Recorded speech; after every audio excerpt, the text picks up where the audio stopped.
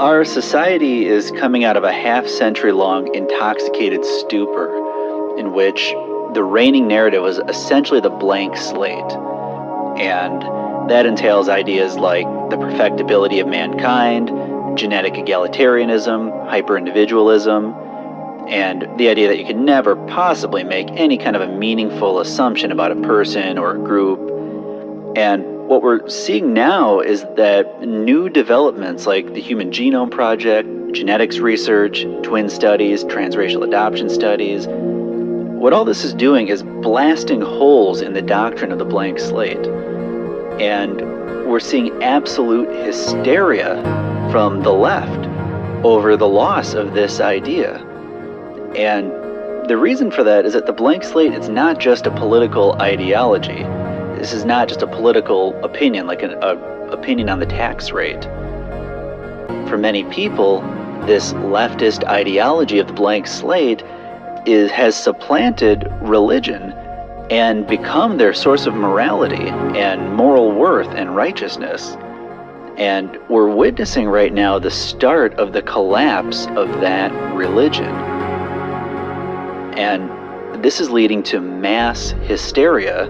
It's leading to violent retaliation, lashing out against people who contribute to the fall of this ideology.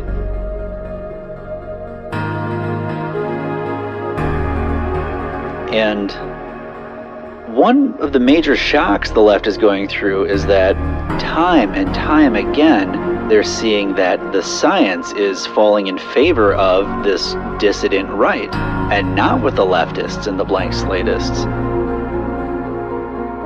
And, in the past, we could have all kinds of philosophical discussions about how society ought to work, how people ought to interact, how policies ought to work, how education ought to work, how immigration ought to work.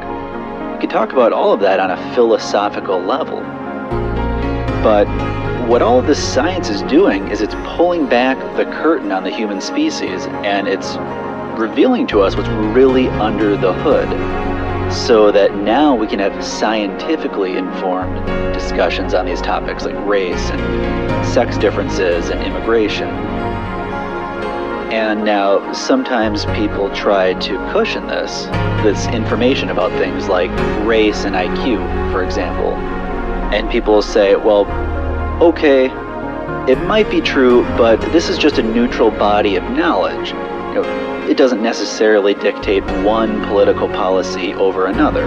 This is just neutral information. But that isn't entirely true, because, while knowledge like race and IQ, for example, doesn't dictate any one specific political policy, it does rule out a lot of things, and it shows you a lot of paths that society should not go down. And it's very unsettling to people when they realize that those pathways that science should be closing off, our society is already far down many of those paths. And the question then becomes, if this stuff is all true, how in the world can we reverse course without becoming monsters?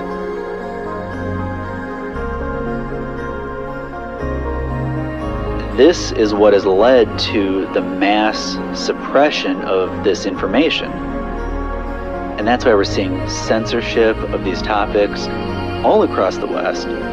We're seeing government and business both working overtime to silence dissenting opinions, to crush dissenters, and to isolate people so that there's not even a chance they can entertain these ideas.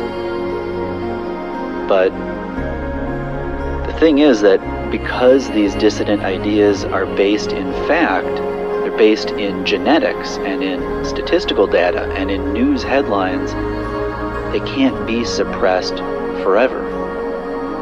And these attempts at censoring speech might slow down the spread of these ideas, but it won't get rid of them, because you can't suppress curiosity completely.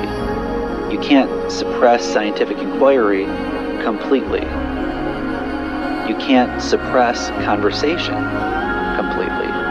There will come an inevitable point in which this information becomes the mainstream. The only two choices that the critics really have in this is whether to accept this information now or later.